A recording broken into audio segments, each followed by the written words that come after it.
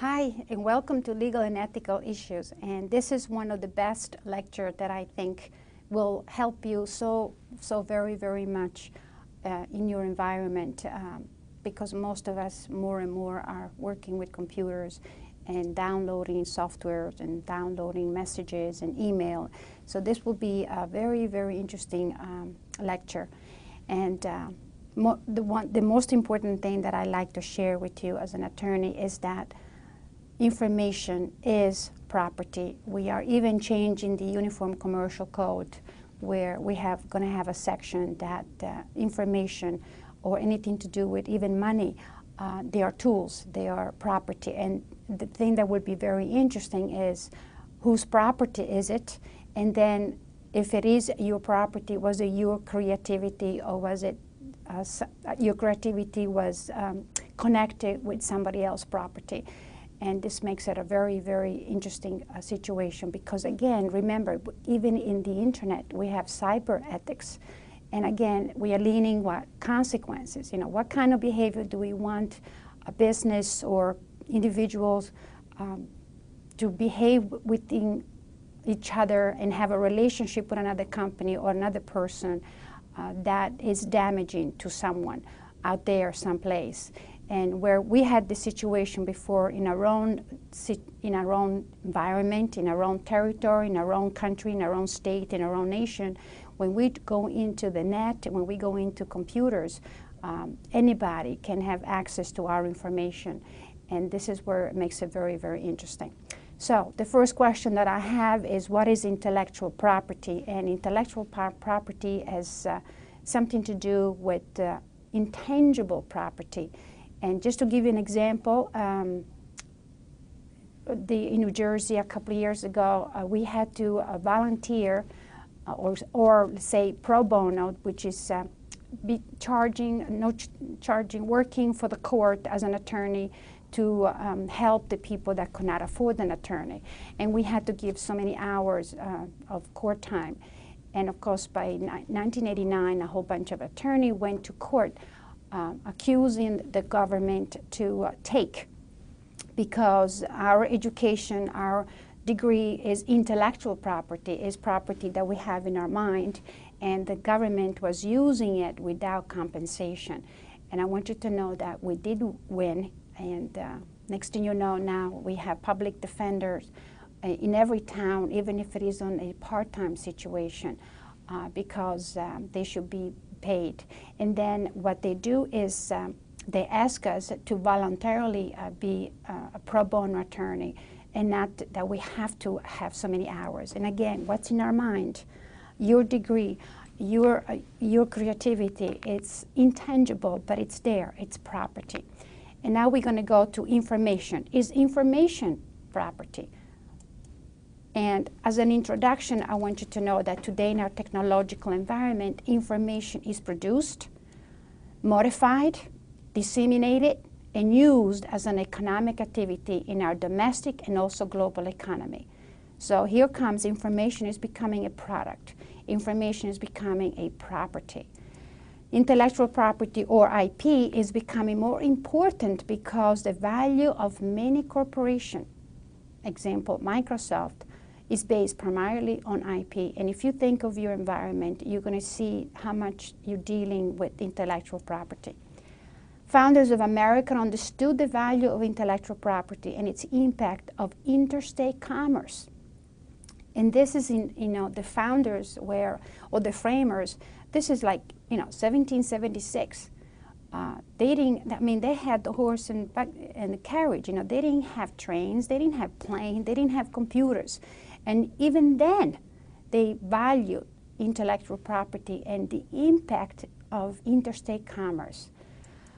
So since the ratification of the First Amendment, which is the United States Constitution, and remember that every state has a constitution and it has to be similar to the United States Constitution, Congress is being prohibited to making any law abridging the freedom of speech. So here we're thinking of speech, information, ideas, expression of ideas, thoughts put into words. And we have an absolute ban on government interference. The Constitution, if you remember, is protecting you or I, the individual, against government, not necessarily against another individual. This is why we have Congress writing statute like the copyright law, like other laws that we discuss in other lectures. It is the surprise right we have as individuals against government. At that time, the framers did not anticipate radio, television, the movies, computers program, or the internet.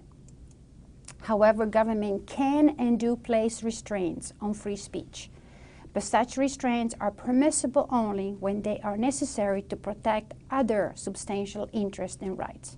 So here we go again, the underlying goal of our legal system. You know, we go into court because we are trusting that the judge will have a balance between the right of the individual under the Constitution and also the rights of society at large, or the reasonable people. The 55%, I have a little disagreement about the same issue. Because if the law does not reflect the reasonable people, then nobody will comply with the law. So this is very, very important. It is up to the court then, and ultimately the United States Supreme Court, to determine the point at which laws restricting free speech can be justified by the need to protect others' rights, which is the reasonable people. So here we have the First Amendment. There are two very important things that we are looking into now that makes freedom of speech very, very complicated. And again, remember, we have freedom of speech, but not freedom of conduct. And often enough, the way you think and the way you speak, people knows what kind of person you are. So this is something that I want you to pay very much attention, especially in the business world and with the technology. First, we'll be looking at the content, the nature of the content. Well, if it's commercial speech, is not protected, or let's put it this way, it's limited protector. Why? Because if commercial speech is misleading the consumer, then that company, that business, that advertisement, whatever, it's that email, whatever it is, that junk mail, whatever, it's not fair, and therefore the Federal Trade Commission pops in and stops that advertisement. The other form of speech, of nature, of content is obscenity, which is very subjective, because what's obscene here in our country or in our nation does not necessarily mean it's obscene to other countries. And it's something to do with the community, whether it's physical or virtual. Now think of virtual community. What's a virtual community? How awesome this thing is that I find it very interesting. And of course, one of the things that always happens, what is obscenity, is the judge decision. And there's a famous case, which is the first case, of course, a landmark, where the judge says, I know it when I see it. He has to really finalize the decision. And of course, the other limited protection is offensive or indecent. Indecent. And the thing is, does offend many members of society, and that's where the Federal Communication Commissioner comes in. And one example that I sometimes give is the burning of the flag. Right now, we see it as a freedom of speech. One way for us to let the government know that we are not pleased with some of the laws or some of their agreements or some of their behavior or some of their resolution, we might be burning the flag of the United States. And it is offensive. And if that behavior becomes offensive to the reasonable people, the 55% of the people, then you will see Congress will amend the Constitution and it will make it a crime. But until now, it's not offensive. Therefore, they leave it alone.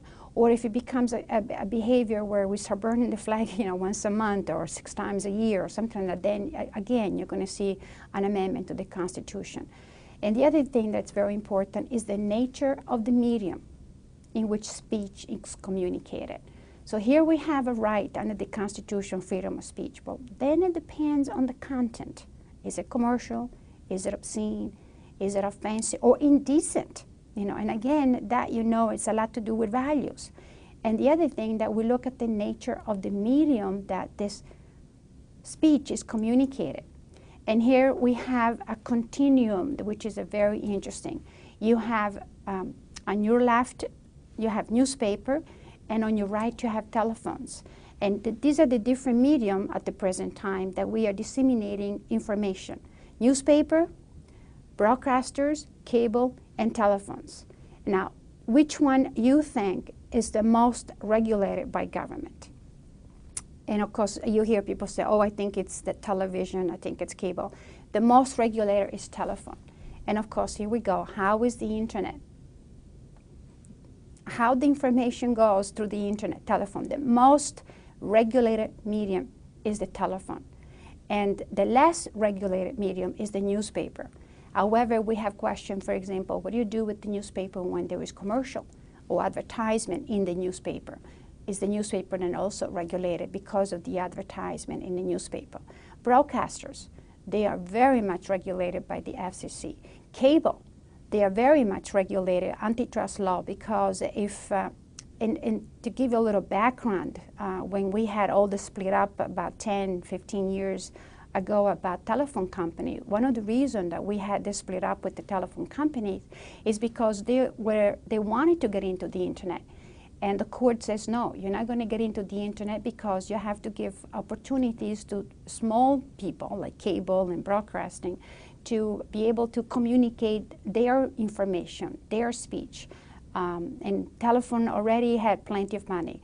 And if they monopolize the wires, then we're going to have only one type of speech. And it was very interesting because the court said for 9 years they could not get into the net, the telephone companies. And of course they went all the way to the Supreme Court, because what happens when the court tells the telephone company you cannot get into the internet? And the word came up, censorship. Because you're telling the telephone company, which is an entity under the Constitution, you cannot say anything. You have to use only the telephone, you have to use a different, you cannot get into the net. And so it was very interesting. By 1985, we had the Telecom Act, which is what we have today. And to this day, we are amending it and changing it, and we have problem to understand what's going on. And these are the four mediums that are very much regulated. So here is a situation where you have freedom of speech, but then the content is regulated, and then the medium is regulated. So do we really have freedom of speech? That's something for you to think about it. In the Constitution, we have Article 1 of Section 8 of that authorize Congress. Now be very careful to this. Authorize Congress to promote the progress of science and usable arts by securing for limited times to authors and inventors the exclusive right to their respective writing and discoveries. So already then, the framers or the founders decided that, you know, intellectual property. So we're going to have to do something to promote progress in science. And to do that, we're going to put a limit on creativity, if you want to call it, because this way we're going to have people with new ideas. We value diversity of speech. We value diversity of opinions. And so if we're going to have a person that anybody can download music and words and copy and poems and articles, then we are not going to go out of our way to come up with a new way to express an ideas. So this was very, very interesting. And the reason was to promote progress and science, arts. Otherwise, we will be complacent and just downloading things and just copy. Now, here is about the different types of intellectual property. And I give it to you for your own information. You have trademarks, you have copyrights, you have patent, and you have trade secret. And of course, lately, you also have cyberspace intellectual property. And it gives you a good idea about the protection, the applicable standards, where to apply, and duration. And this is for you, excuse me, for your information. I'm not going to go into the details because I don't think any of you will become lawyers, and if some of you will become lawyers, you will learn in law school all the different, but it gives you an idea of how detailed this thing is and how Congress, even then, it's almost forecast how important intellectual property is. Now let me explain to you, or let me share with you the different views on the forms of intellectual property. the nature of information is very important. Remember, when you have an information in front of you, you have to look at the nature of the information. You know, is it obscene? Is it commercial? Is it offensive or indecent? Because offensive or indecent are not really the same word. And then you have to look, is it, who owns it? Where does this information come from? We have a situation where I work at the law firm where we don't know yet who it is that has access to information that is obscene. And of course, is it one of the lawyers? Is it one of the staff? Or is it maintenance people at night using the computer and do that? So before we do anything, it's very interesting because even if it's my computer, for example, in my office, doesn't mean that I'm doing it, and therefore my boss cannot come to me and says, okay, Diana, you're going to be terminated because you are having access to obscene sites. And so before we do anything, we really have to find out who has access to that computer. And of course, if we're going to put a video in that office, then we have to put videos in every offices, or we have to ask consent if we can put the video in that office. Today, more and more judges assert that information should be treated as property. They really don't like this, but they do it because they see the value on it. Remember, value is what we value. We value diversity of speech. We value diversity of expression in our society. We value creativity. And also we want to respect the rights of ownership. So it's very important that we look at the nature of the information. We looked at who owns the information. That means we have to ask their consent if we can use it. And then the social value of disseminating it. You know, what does the society at large value in disseminating? And of course, nowadays we go into the net all the time, the telephone, and the telephone is the most regulated, I guess, medium that I can think of. And it's very, very interesting because all these three interests comes into play when a judge has to make a decision. When a person took another document, so here you are, you're making information property. They take or deprive the other person of possession and use of the document. So here you're taking somebody else's information. That information you're depriving of the owner of that information, of his possession or whatever he's going to use with that information. And it might be their only income of surviving. And again, if it is information, and you know that the internet, especially in the internet, the words, do not come all together like a letter in a mailbox. They go to different state. And that means if this property, that means they're trespassing. So the Department of Transportation gets involved. And that means that you are, stealing information because now you go into Pennsylvania with that information that somebody else owns it. So this makes it very, very, very interesting, at least to me anyhow. And there's a criminal law, traditional attitude toward information that finds a strong parallel in the branch of civil law in which information products are most often sought to be protected. Criminal law, you're stealing. So is stealing information no different from stealing tangible property? Well, in today's society, there is no difference. There is no difference. By downloading something, you might be stealing information which is criminal and also civil. Types of intellectual property, and you saw the chart before, but this is what we're going to go now a little bit in detail, just to give you an overview. You have trademarks, under trademarks you have service mark, you have trade dress, I'm going to explain a little bit, you have patents, you have copyrights, and of course cyberspace intellectual property. Now, copyrights is something that you're going to be more involved than anything else unless you go into, like engineer and patent. But copyrights law, which gives writers limited property rights in their expression of ideas. But regards the information contained in a copyrighted work, like the work ideas, to be in the public domain, and it's available to be freely used by all. So this is, again, freedom of information, freedom of speech. Patent law, instead, which places in the public domain upon the issuance of a patent, information about how to make something or use the invention, and even the best mode known to the inventor of making it, placing restriction again only on the ability of unauthorized person to practice the invention for a period of time, always a limited time. And the last one is trade secret, which is very, very interesting because it deals with the interest, not as property. So it has been the principal body of law used to protect valuable information from misappropriation. Very interesting now, because this, you'll see later on, misappropriation of the information. And usually it's, you know, the protection that you, how you got the information.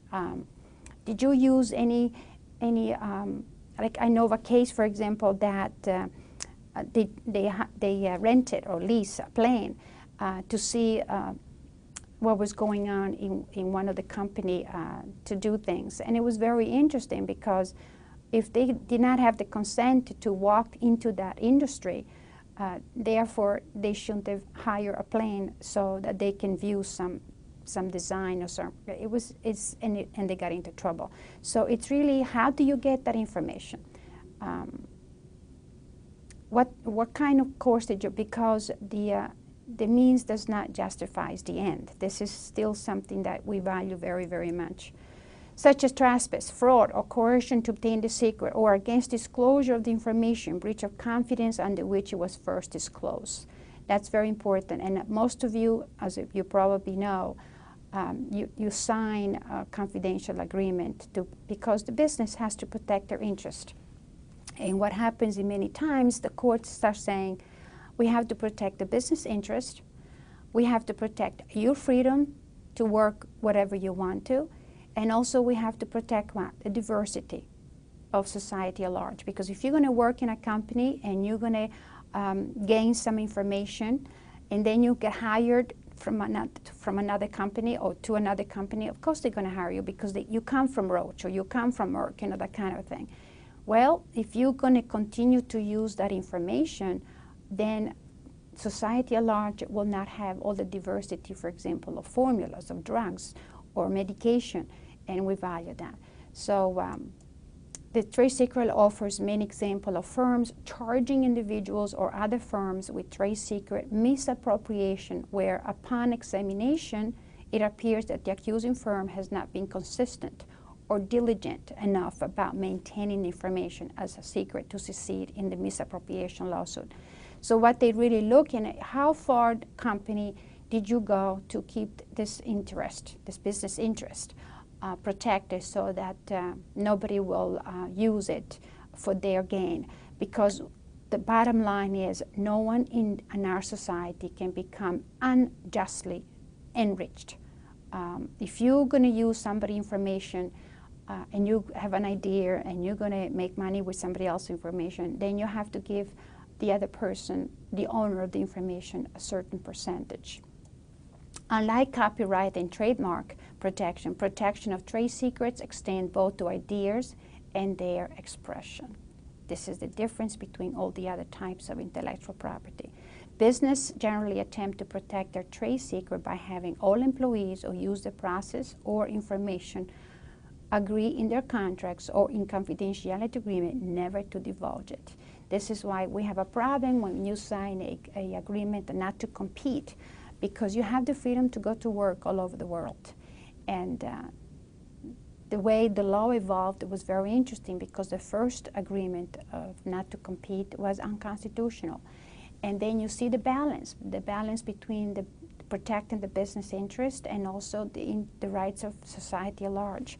So that now a confidentiality agreement or an agreement not to compete cannot be any more than 2 years, and also has to be limited geographically. And of course, if you're going to have an agreement that tells you you cannot work in the whole United States, then there has to be other protection. And I know of such an agreement, and the company did say that I don't want you to work in the United States for 2 years. And so if you go then to look for a company to work, what are you going to go, China, Japan, and you don't even know the language? And in this situation, the company was very smart. The company said, if you cannot find work, we will pay you for 2 years. Always hoping that in 2 years you will forget what you have learned from them, and which is very, very interesting. Okay, here we go, some statutory protection of trademarks. Again, overview, just to give an idea, because some of the cases that you're going to read in your textbook, they mention these laws, and I'd like you to understand the purpose of this law. And of course, this act in 1946, so this is an old one, creates incentive for companies to invest, prevents unjust enrichment of companies who infringe. These again, that unjust enrichment. Nobody really, we should become rich because we work hard, we save money, and not because we use means to use other people's product or information without their consent, and then have some kind of agreement that they will get us like a referral fee, a percentage. Then you have the Federal Trademark Dilution Act, and here we go. This is a new one, 1995, which has a lot to do with the internet. Cause of action regardless of competition or confusion based on a similar mark. And there are cases that I have to tell you that makes it very interesting. One of them that probably you heard is the word Madonna. And it's very confusing because right away in our mind comes Madonna, the singer. And next thing you know, if you registered that name, what was your intent? And that was people thinking that it's you, and next thing you know, people thinking that it's the singer, and next thing you know, you had a lot of click on your site, and therefore you would have advertisement on your site, and that is really misrepresenting the people at large. So that was a statute there that really helped the people at large. Trademarks applies to products. Trade dress refers to the image and overall appearance of a product. For example, the distinctive decor, menu layout, and style of services of a particular restaurant. And this is something very interesting that I would like to go, because trade dresses or business process, you'll see it. Trade name applies to companies and are protected by federal law as well. Now, intellectual property copyright law is a federal law. Every state is the same thing. Example, IBM, Coca-Cola, MSC, it's protected. Patent, exclusive federal grant from the United States Patent and Trademark Office to make, use, and sell an invention for 20 years. There's patent infringement if you're using something between the 20 years. Patents for software are not available, and patents for business processes. This is something that you probably will get involved in. A landmark case of 1998. State Street Bank and Trust Company versus Signature Financial Group, Inc. The United States Court of Appeals, it's not the Supreme Court, for the Federal Circuit ruled that only 3 categories of subject matter will always remain unpatentable. That is, the laws of nature, natural phenomena, and abstract ideas. You cannot do that.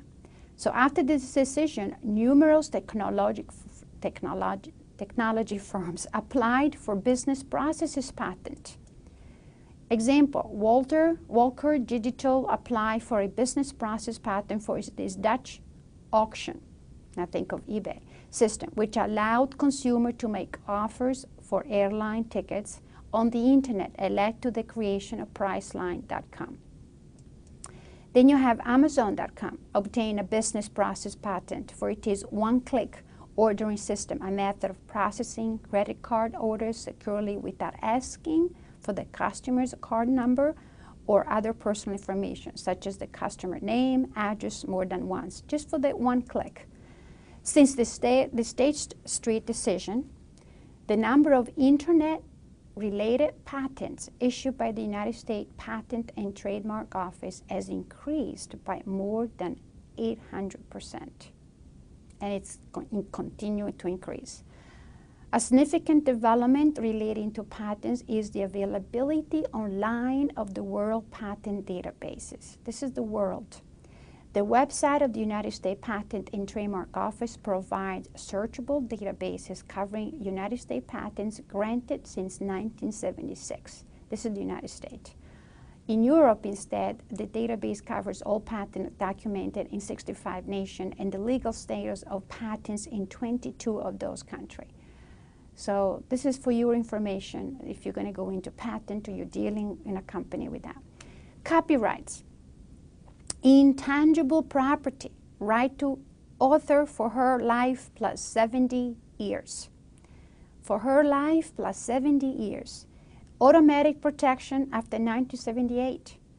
You just have to fill out a form and send it to Washington and you got it. Works can be protected by registration at the United States Copyright Office. Please post your thoughts to the discussion board because if you have any question, before we go into the next section or the next part, I would like to help you. Thank you.